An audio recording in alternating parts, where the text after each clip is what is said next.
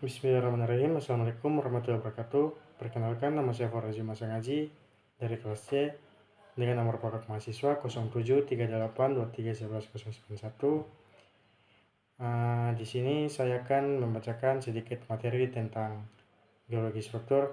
Yang pertama itu pembentukan struktur geologi. Tektonik lempeng, bagian terluar dari interior bumi, terdiri dari dua lapisan. Di bagian atas terdapat lapisan litosfer yang terdiri atas kerak dan bagian teratas mantel bumi yang kaku padat. Di bawah lapisan litosfer terdapat astenosfer yang berbentuk padat tetapi bisa mengalir seperti cairan dengan sangat lambat dan skala waktu geologis yang sangat lama karena viskositas dan kekuatan geser shear strength yang rendah. Lebih dalam lagi, bagian mantel di bawah astenosfer sifatnya menjadi lebih kaku lagi. Penyebabnya bukanlah suhu yang lebih dingin, melainkan tekanan yang tinggi. B.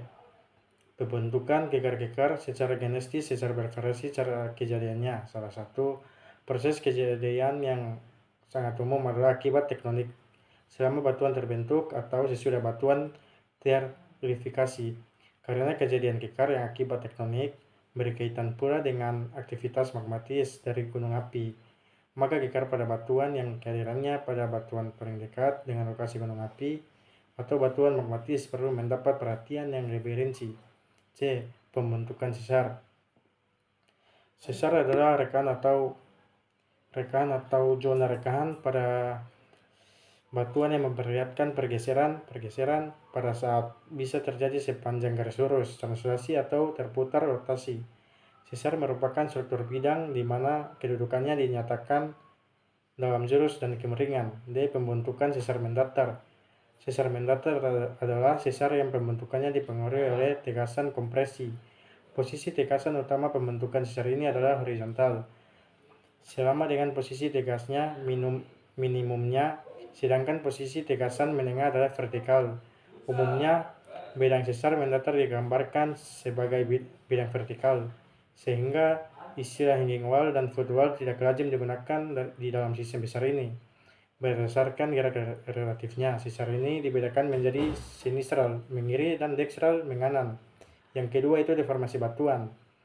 Deformasi batuan merupakan bentuk, posisi, atau volume batuan akibat tekanan dan suhu yang dialami oleh batuan tersebut. Proses ini memainkan peran penting dalam pembentukan struktur bumi dan fenomena geologi seperti pegunungan, patahan, dan lipatan. Faktor-faktor penyebab deformasi batuan yaitu yang pertama itu tekanan tektonik. Tekanan horizontal dan vertikal yang disebabkan oleh gerakan lempeng tektonik dapat mengakibatkan deformasi batuan. Tekanan ini dapat menyebabkan batuan mengalami kompresi, tensi, atau geseran. Yang kedua itu suhu. Suhu tinggi dalam kerak bumi dapat membuat batuan menjadi lebih plastis dan rentan terhadap deformasi. Yang ketiga itu kandungan air. Kehadiran air dalam batuan dapat mempengaruhi kekuatan dan fleksibilitas batuan, sehingga lebih mudah mengalami deformasi. Yang keempat itu deformasi. Waktu deformasi bisa terjadi secara cepat akibat gempa bumi atau secara lambat selama jutaan tahun sebagai hasil dan proses tektonik yang berlangsung terus-menerus. Jenis-jenis deformasi batuan. Yang pertama itu deformasi elastis. Deformasi elastis adalah perubahan bentuk sementara yang dialami batuan ketika tekanan atau tegangan diterapkan. Deformasi elastis lebih sering terjadi pada batuan yang berada di permukaan bumi atau pada kedalaman yang relatif dangkal. Elastisitas batuan bergantung pada jenis mineral, struktur kristal, dan kondisi lingkungan tempat batuan berada.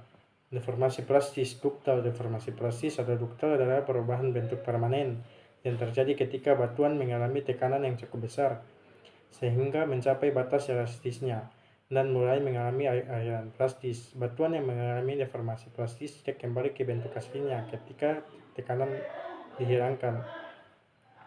Yang ketiga itu deformasi brittle, getas. Deformasi brittle atau getas adalah perubahan bentuk yang terjadi ketika batuan mengalami tegangan yang melebihi kekuatannya dan menyebabkan retakan atau patahan. Deformasi ini sering terjadi pada batuan yang berada di dekat permukaan bumi, di mana suhu relatif rendah dan batuan lebih rapuh. Yang keempat itu deformasi mengalir. Deformasi mengalir terjadi ketika batuan secara perlahan-lahan mengalami perubahan bentuk akibat tekanan jangka panjang. Fenomena ini sering terjadi pada batuan sedimen dan tanah liat yang memiliki sifat plastis di bawah kondisi tertentu. Deformasi mengalir dapat mengakibatkan pembentukan struktur geologi seperti lembah, sinkrin, dan punggung lipatan antikrin. Yang kelima itu deformasi termoelastik. Deformasi termoelastik adalah perubahan bentuk batuan yang terjadi akibat perubahan suhu. Peningkatan suhu dapat menyebabkan batuan memuai, sedangkan penurunan suhu menyebabkan batuan menyusut. Dan yang keenam itu deformasi seismik. Deformasi seismik terjadi sebagai hasil dari gempa bumi. Saat gempa bumi terjadi, gelombang seismik yang dilepaskan oleh pergerakan batahan dapat mengakibatkan deformasi batuan secara cepat. Mungkin itu adalah paparan singkat dari saya. Lebih dan kurangnya saya mohon maaf. Wabillahi taufiq wal hidayah. Wassalamualaikum warahmatullahi wabarakatuh.